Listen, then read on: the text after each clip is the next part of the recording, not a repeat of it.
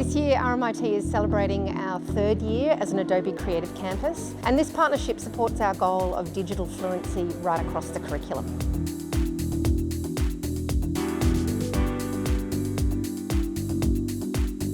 This partnership enables all students to experiment, play, to make, to innovate in curriculum and to build their digital fluency. In order to make the book, I drew my own images by hand and then I would put them through onto Illustrator, kind of edit them a little bit and then transfer them onto Adobe InDesign. I know with our industry, a lot of people thought that AI would kind of take over our jobs, where the Adobe suite has made us be able to work alongside it and still remain the top designer, not that AI is the designer. Adobe has been implementing generative fill in their Photoshop tools, which I use quite a lot these days.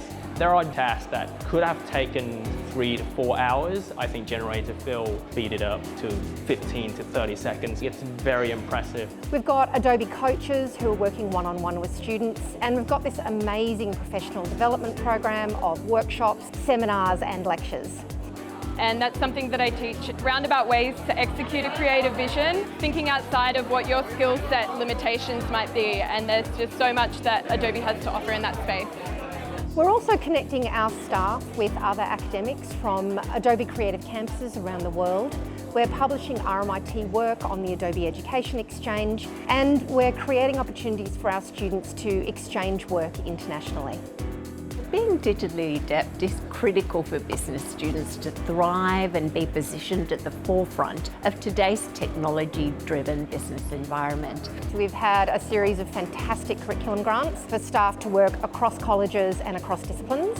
The project I'm developing will lay a solid foundation in the development of digital skills within a first-year compulsory foundation course for all business students. And that course runs in Melbourne, Singapore and Vietnam.